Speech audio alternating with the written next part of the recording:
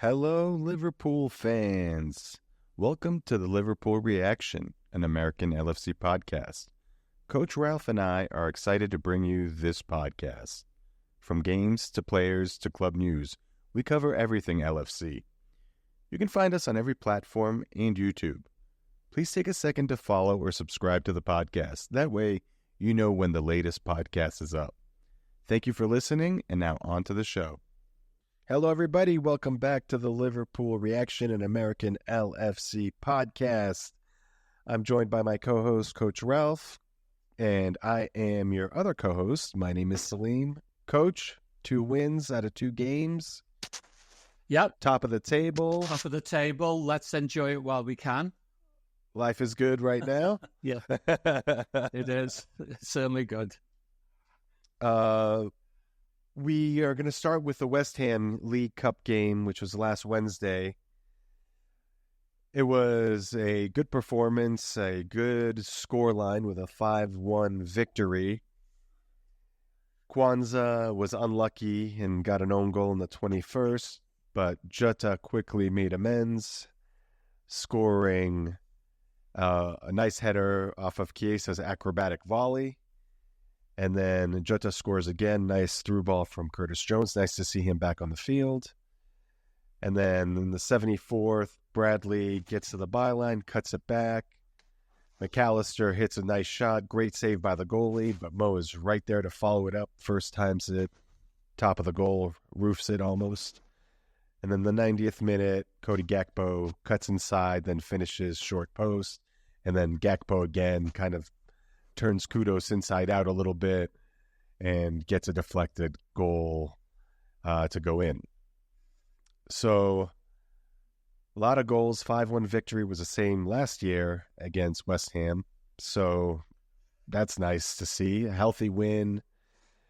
What are some of your overall reactions to the game? Well, first, kudos to you, Salim, for remembering all the goals because, you know, I lost track of them, I'd have to say. So well done on that score. Obviously, it's an interesting game because I think most fans and probably the manager and the club would say that the League Cup is the lowest priority. Having said that, I do feel that it has its place because it is potential silverware, as it was last year. And if you get a decent run going, it's a great place to give game time to your bench, maybe blood 1 or 2 of the academy kids. And so Liverpool, just going past the game, they have a difficult tie away at Brighton next time. But you're hoping that they get a decent run with several games so that these things can come into being, which is, as I say, game time for players who are on the periphery. Yeah, completely agree with you. More games. We have a big squad. We have a lot of people to keep happy, to get game time too. And it'll keep everybody engaged knowing that there are more games where they will be involved. I mean, the lineup was Tsimikas, Gomez, Kwanzaa, and Bradley. Kelleher in goal. Jones and Endo in the double pivot with Jota up kind of playing the number 10. Gakpo on the left, Chiesa on the right, and Nunez up top. So it was a lot of changes. And I mean, basically the only ones out of that group that are in contention to start would be the forwards. Yeah, I think the midfield and defense basically are all backups. Yeah, and Jota. Yeah, so it's interesting, that we got to see Chiesa. I was very excited to see him. Is there anything that you take away from his game, or is it still just a little too early to tell? He was lively. He was involved in the first goal. Very acrobatic shot that he kind of jumped up, volleyed it into the ground. It was going wide. But, yeah, but Jota on the spot. Those are the types of goals that we like to see from him. Yeah, I think it's hard to judge Chiesa because obviously, like, they're trying to get him up to match fitness because he hasn't played for a bit. So I think that's the first priority. And then the second question about him is how is he going to figure in over the course of the season? Because I'd be surprised if he's going to be a starter. So how are they going to use him, given that there's such hot competition for forwards within the club? Because there's him and there's already 5 senior players. And then you've got a talent like Jaden Dans, who's been injured so far, but I believe is about to come back. Although I suspect that they'll do with Dans what they did with Doak, is they'll send him out on loan. It's going to be intriguing to see how he's used over the course of the season, because we all know he's very talented, but he just seems to have kind of, thinking of the right words to use here, I mean, like he was on an upward trajectory with his career, and then it seems to have leveled off for a couple of years. So we have to see how that pans out. Yeah. But encouraging start, I think. Oh yeah. Look, he's a talent, and he's clearly excited to be at Anfield. So these are all pluses. We have to see how Arne Slot sees him within the bigger picture. Yeah. Some details within the game.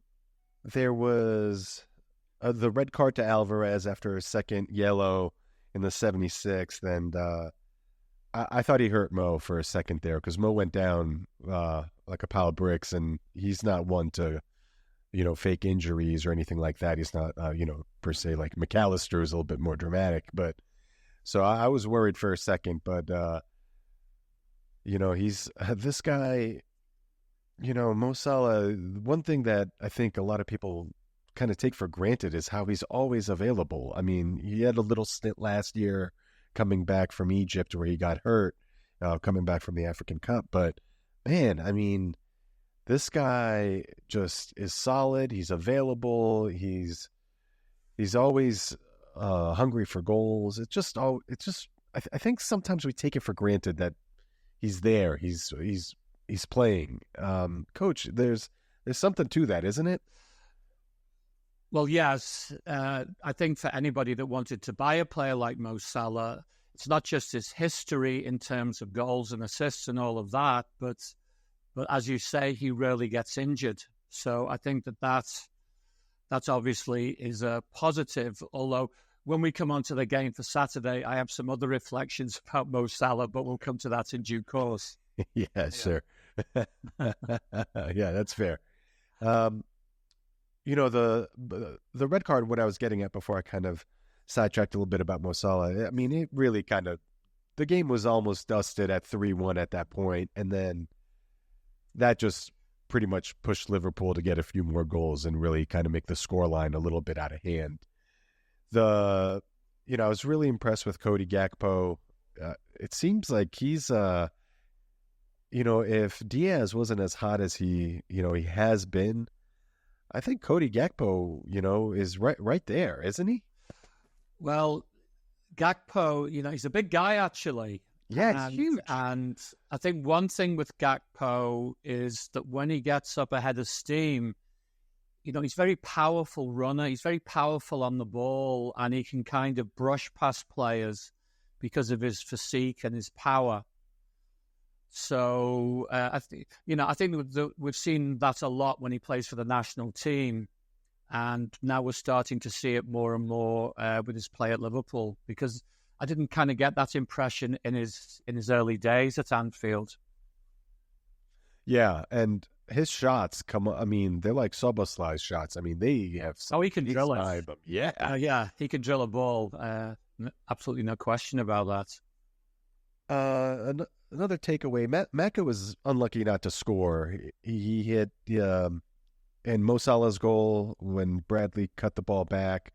Maka was right there, hit a nice shot on the ground, great save by the goalie, like I mentioned before, and then Mo puts it away. But a couple minutes later, he hits an absolute rocket from about 25 yards out, and the goalie literally gets his fingertips on it and it hits the post. And it seemed like McAllister was a little bit further up the pitch, which was good to see. And I'm still not sure why he's not in the number 10 spot instead of Szoboszlai. Szoboszlai has been struggling, and I think we'll probably get to that here in a minute. But why is there hesitation to put McAllister at the number 10? Is it just because we don't have a better, number 8-ish type of role for somebody else, or he just trusts McAllister in that role more?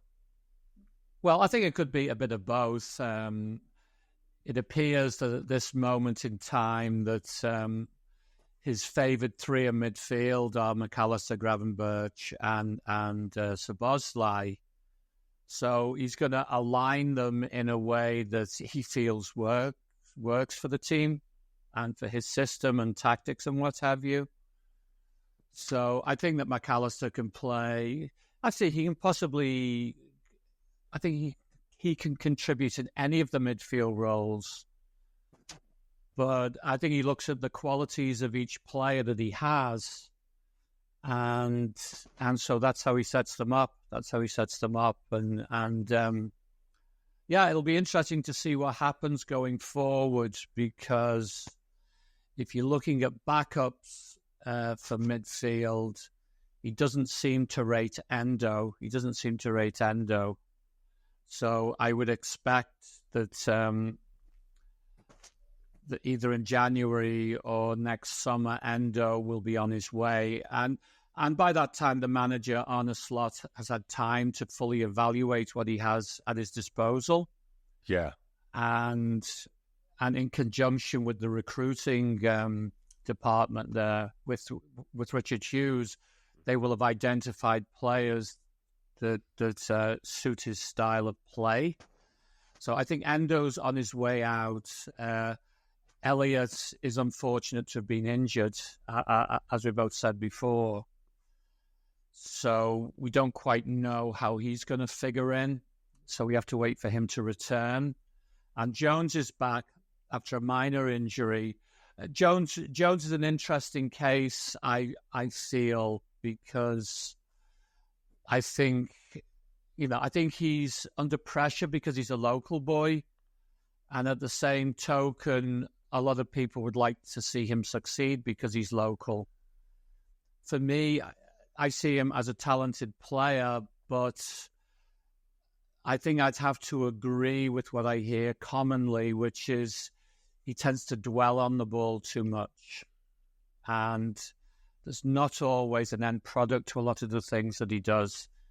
He's certainly good at holding possession, but his speed of play, dwelling on the ball, things like that are the issues. And so that puts a question mark for me about his long-term future. Yeah. Whether Klopp had stayed on or for Arne Slot. Yeah. I think the way I think about Curtis Jones is, if he stays, fine, no problem. If he goes, fine, no problem. I don't think he's somebody that drives the team forward. He is a talent, no doubt about it. But I agree with you with him dwelling on the ball. And I wondered, maybe Curtis Jones doesn't have the chops defensive in a defensive kind of number 8 or, in the double pivot, that he's not trusted there. So that's why he gets put in the number 10 role. I just wish McAllister somehow, McAllister can get in there. It'd be nice if Zubamendi would have came, but also now there's rumbling.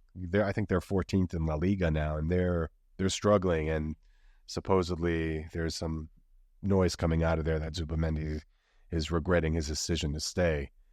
Right, but I understand Zubamendi is getting interest from both Manchester City and Real Madrid. So I would doubt he'll ever end up at Anfield.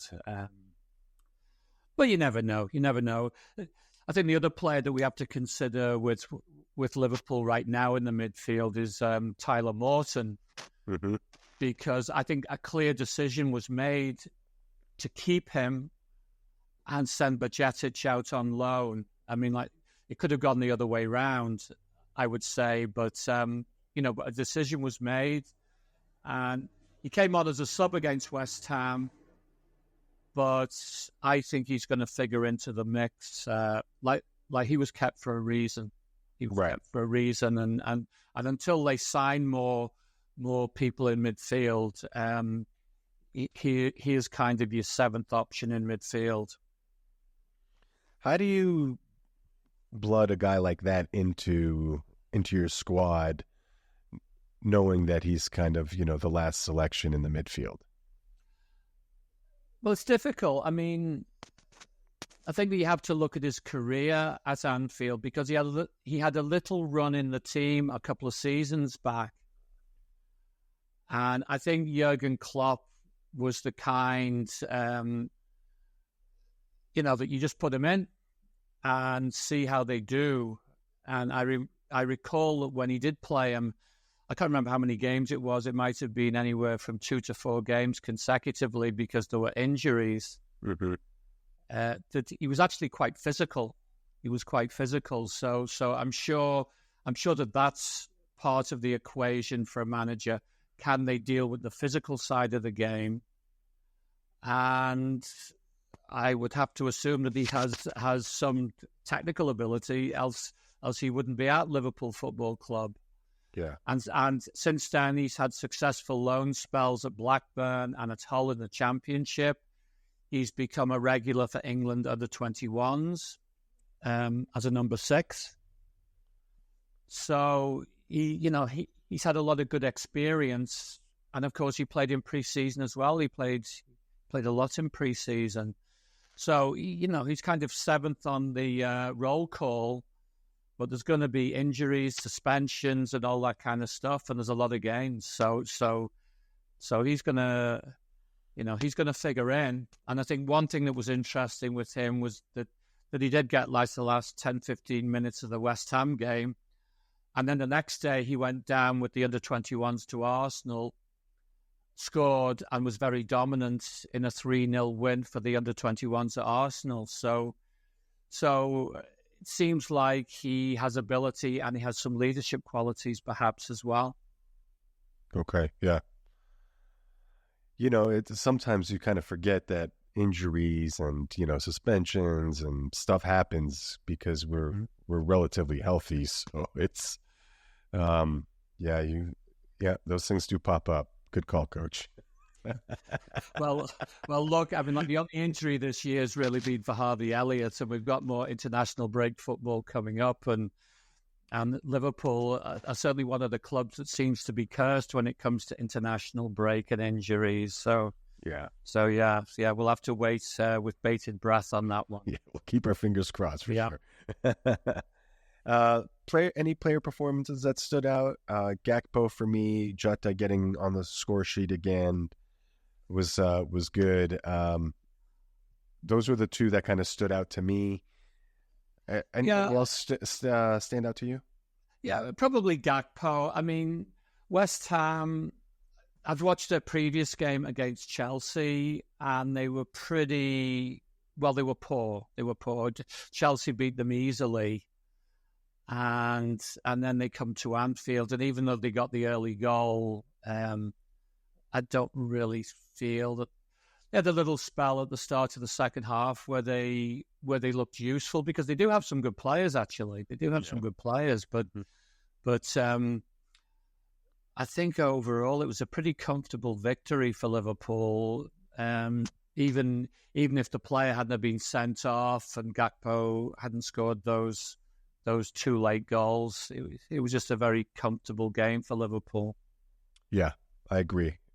Yeah, so moving on to Saturday's game versus Wolves at the Molineux. Scrappy affair, 2-1 victory to Liverpool. Konate scoring again. Looks like he's finding his moments, and he's getting on the end of good crosses and getting good headers on the ball. In the 56th, Aitinori scores, and we'll talk about the miscommunication between Konate and Alisson. And then the 61st, Jota gets dragged down by Semedo on a cross, and Salah scores a penalty, and then that's how the game ended. Coach, on the 56th minute goal by Nori, the miscommunication by Konate and Allison, who's to blame on that one? Yeah, my gut feeling is it's Konate, but it reminded me of last season, the Arsenal game when it was Van Dijk and Allison. Yeah, and Martinelli scored that goal. Yeah, yeah, and they kind of got in each other's way, and then it was a tap in. I can't remember if it was Martinelli, but yeah, it was Martinelli. I remember it. Yeah. So was that the factor? My feeling, looking at the body language of all the players, because Allison actually was quite far away from the ball, was that Konate assumed either Allison was going to get it or the ball was going to run out. And then the Wolves striker, whose name I'm blanking on, I know he's Scandinavian. Larson, yeah.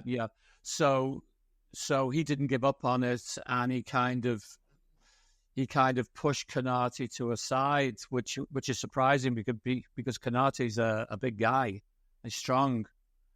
So I think mentally he'd switched off, and it may have been for a second or two, but it was enough for the Wolves player to get his foot on the ball, and then it was just kind of a comedy of errors after that.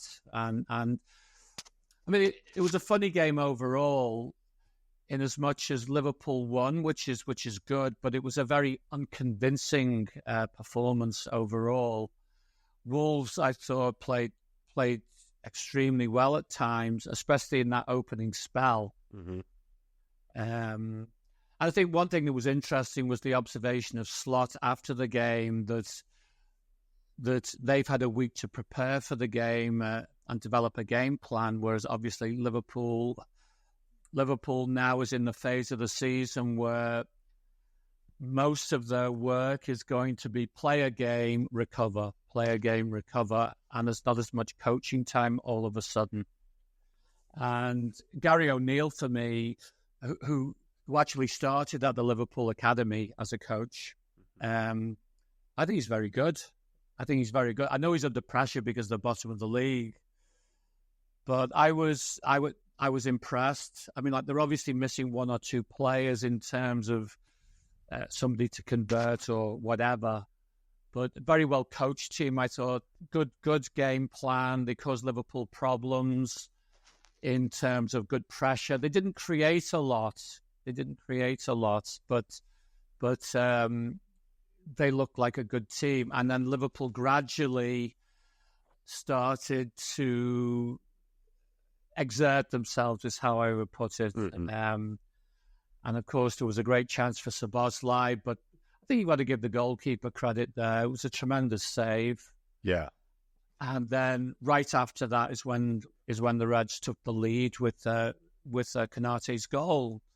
So they went in at halftime a goal to the good, but I thought that if it had been tied, that would probably have been a fairer reflection of what we'd seen in the first half. And then the second half, Liverpool did start to really control the game. So the equaliser, when it came, it was kind of surprising because Wolves at that particular point hadn't really threatened or played with the same kind of commitment and energy that they'd showed early in the game. So it was kind of a surprise, and from a defensive point of view, it was a pretty schoolboy type of error, which kind of led to the house of cards falling down. Mm-hmm.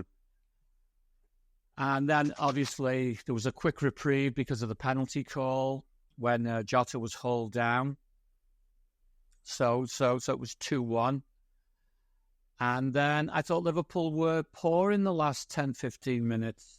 And I think that was very apparent in Slot's summaries after the game. Like he's pretty honest in what he says, because they kept giving the ball away continually in that last spell when they needed to control the ball more.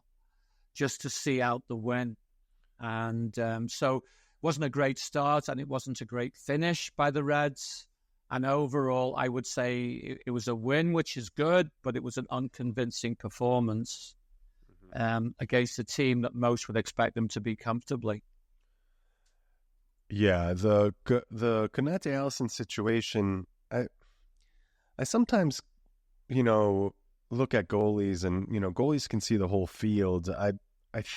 When I watched it back this morning, Allison kind of took a couple steps there, but he was almost like in no man's land. He wasn't sure if he should go after it or stay. Like, he was just in a weird position. And I think, hindsight's 20/20, but I think if Allison came, sprinting off his line, I think he would have got to the ball. But I think the real culprit here is just miscommunication between the two. There wasn't, Allison didn't give instruction to Konate, and Konate didn't, ask Allison to come get it either. So, right, yeah, I think you're making a valid point about the direction of Allison. Did he say anything to Konate? And if he did, was it clear? Right. But I also feel that Konate was a little lackadaisical in terms of. I think it appeared he wanted the ball to run out of play, but the ball wasn't moving fast enough, perhaps, and physically he wasn't a strong enough barrier to prevent the Wolves player from forcing him off the ball. So I think that for me remains the biggest question mark. But thankfully, as I said, they got a reprieve within a minute. Right. And the team ended up with the result. Yeah. And Coach, over the season, there are many games that are scrappy affairs, and it's nice to be able to win these types of games as they pop up here and there, right? Well, it's a cliche that it's always a good sign to win games when you don't play at your best. But, yeah, we're still in that early season mode right now, and there's a couple of issues that I kind of sense a little bit, and maybe they're big, maybe they're not big. And they kind of revolve around Salah and Alexander-Arnold, who, as we know, are coming into a limbo in terms of the contractual situation of the club. So for me, dealing with Alexander-Arnold first, we've seen in several occasions this season he has a little bit of an attitude all of a sudden. Mm-hmm. And I don't think that's been evident in previous seasons, but the very stupid yellow card he picked up in the opening minutes of the game. Yeah.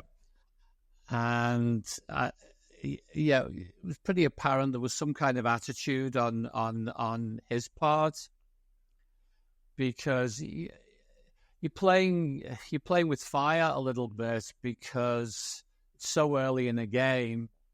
And if they put pressure on him, as they seem to be doing early in the game, it only takes one bad tackle or something mistimed and second yellow, and he's off. So, yeah, I mean, I'm getting a growing impression. I have a feeling that this will be his last season at Anfield.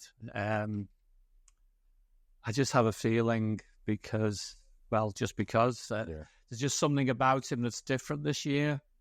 He's still a good player and all that, but we'll have to wait and see how that plays out. And then there's Mo Salah, who I thought did a pretty good rehash of his performance against Nottingham Forest. I mean, the number of misplaced passes, and then when he's in great situations. Notably, that break in the second half when it was a 2-on-1, and he tried to square the ball across, probably to Jota, I think it was. And yeah, he's at a caliber that he shouldn't be misplacing a pass like that.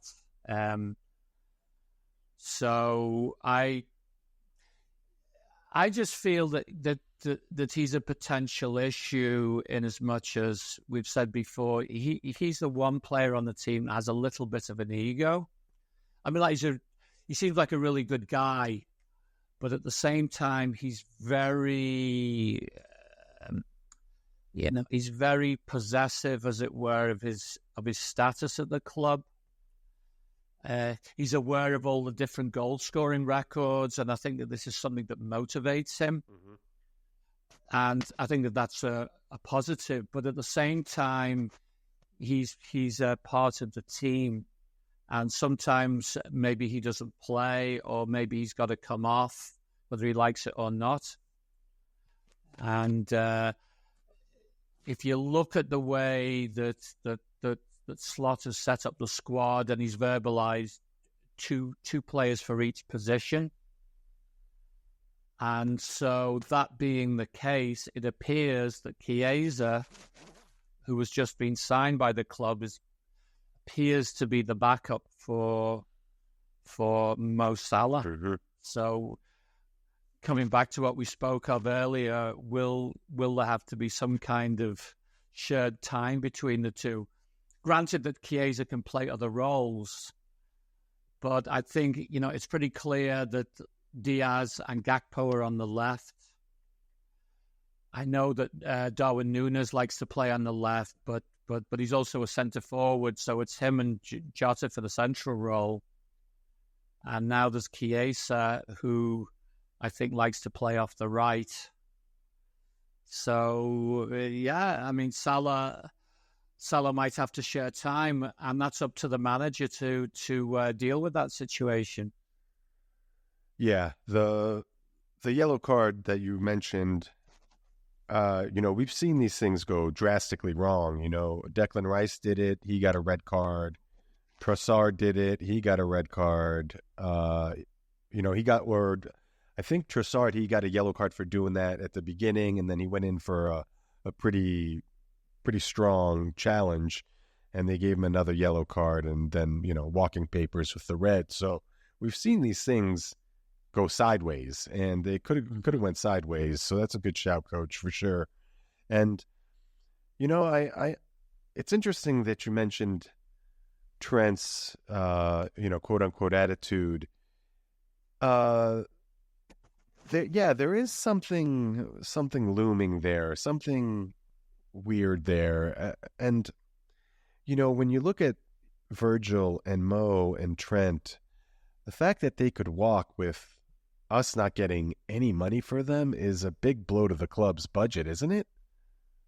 Well, yeah. We've spoken about this before. So who knows what the plan is overall? Who knows what the plan is? But clearly the club has to be cognizant of that situation. Yeah, it happened already, and it hurt us. So, right. Yeah. Right. So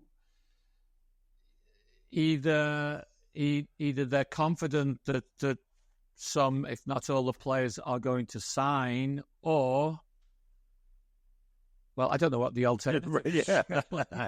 because it's already kind of past the deadline for that. So, yeah, it's let's just say it's an intriguing situation, is how I would put it. Yeah, because in January they're free to sign outside of the country, right? They can sign what do they call it? Like a pre-contract. Yeah. Yeah. So yeah, it is going to happen. I think that the club is well off financially, but having said that, the money that they would get for the three players combined would be a considerable addition to the war chest, as it were, in the transfer market. At least 150 to 200 million for all three, correct? Something like that. Yeah. Oh, yes. Yeah. It's, it's big bucks. I think there's no question of it. But, so it's kind of a puzzling situation from the outside. And I think we as fans can only observe and hope it ends in a good way. But as I say, I just have a feeling that Alexander-Arnold is on his way, and they're not going to get any money for him.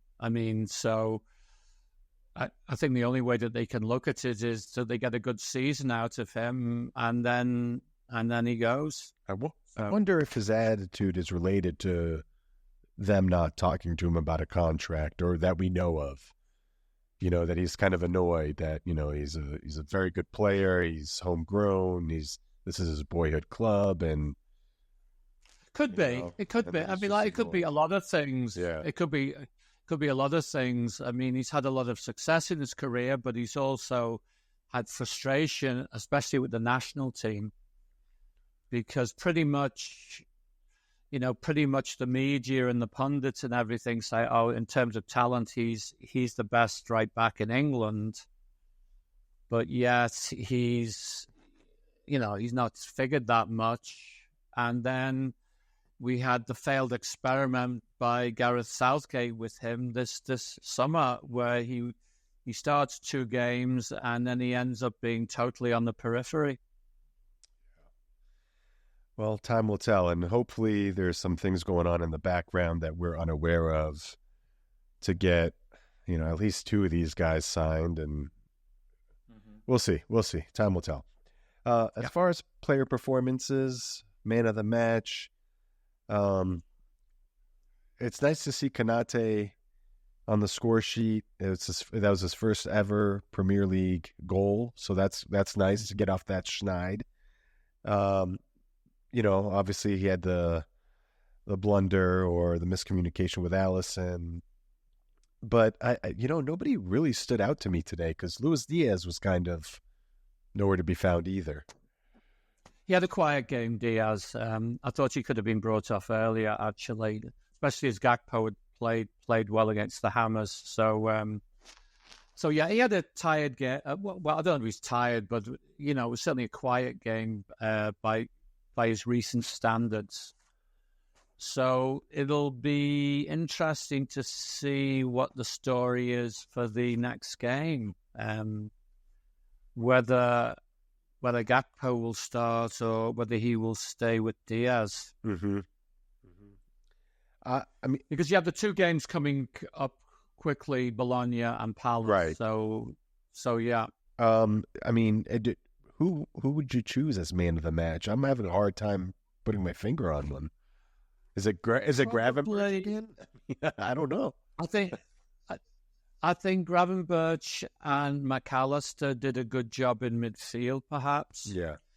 Having said that, I still want to see Liverpool under pressure in the midfield. I think one thing we have to acknowledge, it's great that Liverpool's top of the league and all of that. But I think the truth of the matter is that they haven't had the most testing run of games. And so, in theory, to go to Old Trafford and San Siro and come back with wins, as Liverpool has done, whilst it's laudable on the one hand, I think it's also fair to say that these are not stellar teams right now, AC Milan and Manchester United. Yeah. And then the rest of the games, Liverpool would be expected to win. And one of them against Nottingham Forest, they didn't. And as I noted in a previous broadcast, I'd love to know the reflections of the manager on that. Whether he should have rotated for that particular game rather than turn out the same team in the wake of international break and all the traveling and all of that kind of stuff. Yeah.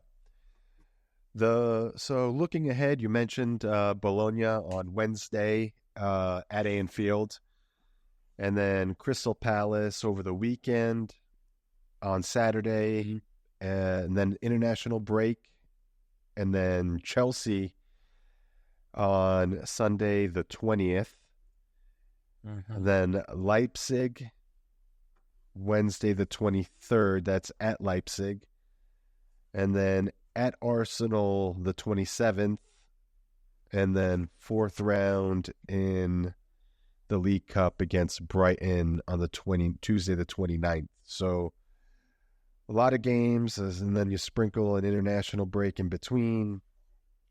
This is a challenging month because now we're starting to play some teams that have some real quality. These are all good teams, and actually the Saturday after they play the League Cup at Brighton, they play Brighton again. Oh, that's right.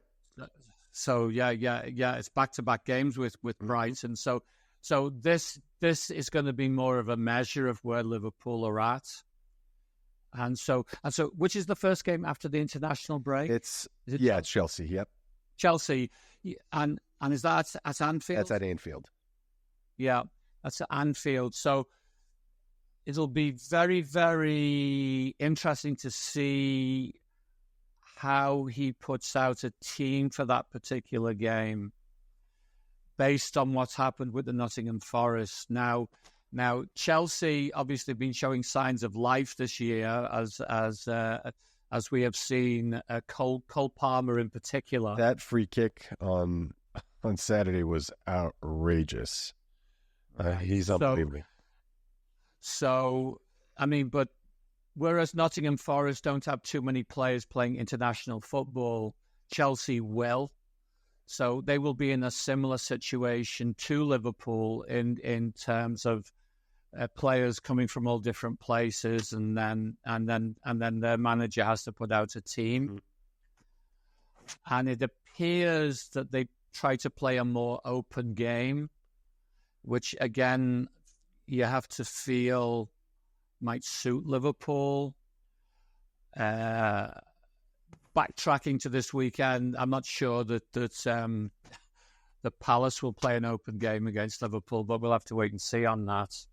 Yeah, like they do have the whole week to prepare, just like Wolves did, but we'll have to wait and see. Yeah. So like the Chelsea game is tough, and then Leipzig away. Correct. Mm-hmm. That I have a feeling that will be more testing than AC Milan. And facing some former players. Right. So there's that issue as well, and then they come from Leipzig, and they play Arsenal. Is that home? That's away. That's at Emirates. That's away. So I wonder who Arsenal plays in Champions League prior to that. And hold on, I'm just looking at the Liverpool fixture list here now. So they play Leipzig. Yeah, they play. When is the When is Leipzig is on the 23rd, Wednesday the 23rd, and then Arsenal is Sunday the 27th. So it's nice that they get an extra day. Right. So I don't know when Arsenal plays. Will they have a Tuesday game or a Wednesday game, or they even had a Thursday game, didn't they, before Manchester City? It was weird. But which was very weird. So that comes into it. Are they playing at home or are they playing away? And if so, where is it at? So there's all these different factors that that the manager's going to have to handle and deal with.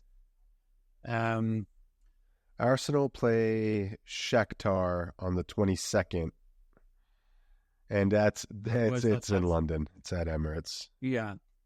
So Arsenal has an extra day, for what it's worth. It's probably not as much a factor as what they had to go through playing Manchester City. But this is I think October, we will be able to say the October, this is where Liverpool are at, and this is where Arne Slot is at with Liverpool Football Club. Yep. Through September, plus 10 goal differential, 5 wins, 1 loss, 15 points, 1 point ahead of Manchester City and Arsenal, and Chelsea and Aston Villa with 13 points in the 4th and 5th spot. Chelsea with a better goal differential. So it's tight, and it's the usual suspects that we kind of expect up there, and we'll but long way to go. But Coach, we talked at the very beginning, and I hate to kind of bring this up, but if you were to tell us at the end of September we'd be top of the league with 1 loss, we would be jumping for joy. So good start, and nothing to complain about there. So, Coach, let's pop into fantasy real quick. So the fantasy soccer I made a incredibly wise decision, and I captained Cole Palmer. You did? Oh my God! Yes. How many points was that worth? So he got 25, and then the captain doubles, so I got 50 points from one player. Wow. Yeah, and I watched that game, and before he went on his his goal run, he hit the post on one, and he put Medweke through on another, and Medweke missed on a breakaway. So I mean, 4 goals is outstanding, but it could have been a lot more. So he was. So are you top of the fantasy league? So I'm second now. I jumped to second with 82 points, and I still have Dibbing or Dibbling? Southampton. Dibbling, playing today. So let's see. I'm second in our league. Coach, you are at 6th. You had 43 points. You captained Holland, who had a dud this week, a shocker. Yeah, you can say that again. But Coach, really, really good on the Gahey and the Van de Ven additions. They produced 20 points between them, and I don't know if you saw Van de Ven's marauding run. Unbelievable. Yeah. So I haven't looked at all of this. I knew that I got 43 points because of my scores have been lower the last 2 weeks, and I know that a lot of people played the wild card this week. Yeah. So I'm thinking that, oh gosh, I've got to get Palmer in the team, but who do you trade off? Because I've already got Haaland, Salah, and Alexander-Arnold, who are all pretty expensive players. So yeah, decisions.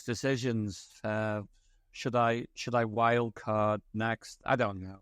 I don't know when the best time to play a wild card is, to be true. Yeah, and don't forget, Coach, that if you don't do a transfer, you get, if say you don't transfer anybody for 5 weeks, you get 5 transfers that you can't. Oh yes, yeah. I'm aware of that, but I think I would find that difficult to do. For sure. I think I have Salah, Palmer, Alexander-Arnold, and Haaland, and to kind of have brought in everybody, looking for budget players that have done actually pretty well for me. So it's interesting, and I have 2 free transfers this week, and I have a plan for that as well. But everybody, if you guys would like to join our league, please do so. Our code is CHPX42. So CHPX42 to jump in our mini league. We have 15 or 16 people already in it. Would love to have you join. Coach, 2 more games coming up before we speak again next week. Anything that we should bring up as far as potential rotations, lineups, anything like that? Because Bologna's on Wednesday. Does Darwin Núñez get the start?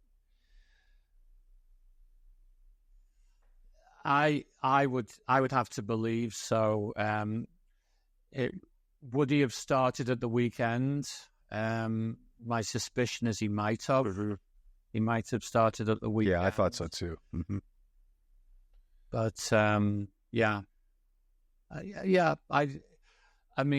Núñez is going to play in these next 2 games one way or another.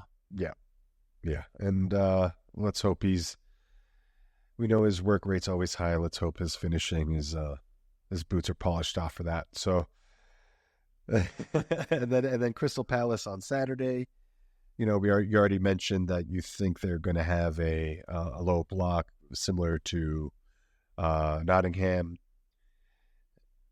Yeah, they have some good attacking players, but I think that they'll try to keep it tight and maybe a different. They could well come out fast like Wolves did, because the crowd gets behind them down there. So that might factor into the game. But Yeah, I think that they'll play it tight. And I remember the game they had at Anfield towards the end of last season, after Glasner took over the club, and they played very well that day, and they certainly contained Liverpool and looked dangerous. Well, they won the game and they looked dangerous offensively that day. So they've had a bad start to the season, or not a great start to the season. So, yeah, I think they'll look at this as a game where if they can get a result, then it certainly gives them encouragement. Yeah. Well, everybody, thank you for listening. It was a pack-full episode with 2 games and a look ahead for the month of October and the fantasy recap. We appreciate everybody listening, and we do have a couple things in store down the line that we're excited to share with you guys eventually.